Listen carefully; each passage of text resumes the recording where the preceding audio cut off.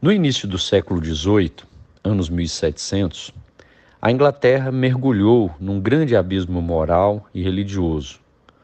Uma em cada 5 pessoas desenvolvia sífilis até os 35 anos.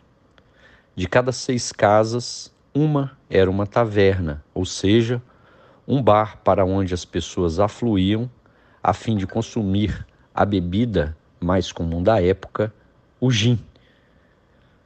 Quase 80% dos bebês morriam antes de atingir a idade de 5 anos.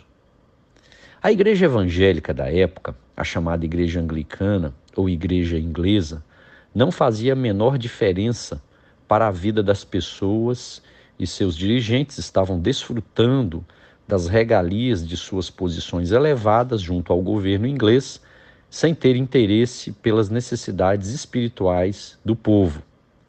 Neste cenário de caos e de igreja altamente institucionalizada e indiferente, surge um grupo de jovens na Universidade de Oxford que, pelo seu rigor em se dedicar às questões espirituais, recebeu o apelido de metodistas.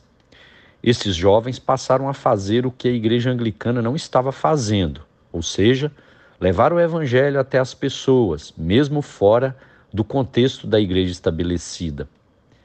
Porém, tiveram muita resistência por parte da igreja, e homens como George Whitefield, John Wesley, Charles Wesley e muitos outros foram acolhidos por uma nobre, uma condessa, chamada Celina Hastings.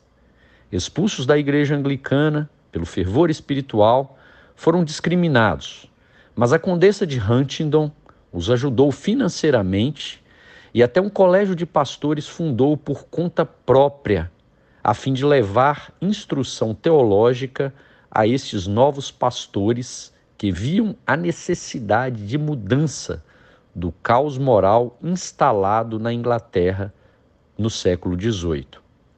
Vamos conhecer esse importante colégio de pastores fundado por Celina Hastings, a condessa de Huntingdon. Estamos hoje exatamente em frente ao chamado Colégio de Trevecca. O Colégio de Trevecca foi inaugurado por parte de uma inglesa chamada Condessa de Huntingdon, porque ela via que existia uma necessidade grande de formar pastores para nutrirem o rebanho, uma vez que os anglicanos da época, e ela era anglicana até se converter ao real cristianismo de São, e ela, como era uma mulher muito rica, cheia de posses, ela decidiu construir isto que hoje é o Colégio de Trevecca. Na época era um centro de formação de teólogo, de pastores, mas hoje, conforme nós veremos lá dentro, se tornou um centro de auxílio espiritual para muita gente, em especial da Igreja Presbiteriana Galesa. Pois bem, estamos aqui emocionados, é óbvio, porque estamos diante daquilo que se tornou um marco para o metodismo calvinista da época, ou seja, para a igreja... Bom, como vocês puderam notar, nós tivemos o privilégio, a grata oportunidade de visitarmos a cidade de Talgart, uma pequena cidade na porção central do país de Gales e bem próxima à fronteira com a Inglaterra.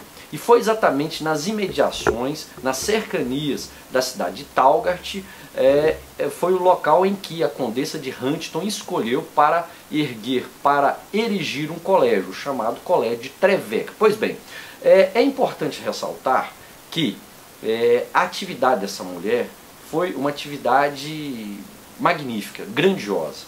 Primeiro porque ela se lançou ao evangelho de uma forma desmedida. Ela construiu várias capelas e há que se lembrar que na condição de nobre que era, ela tinha essa prerrogativa. A igreja oficial não permitia uma pessoa comum sair abrindo capelas. Entretanto, na condição de nobre, ela não precisava da autorização tanto da igreja estabelecida como também de políticos. Além do mais, ela bancou alguns pregadores. Por exemplo, o próprio George Whitefield foi seu capelão por um tempo.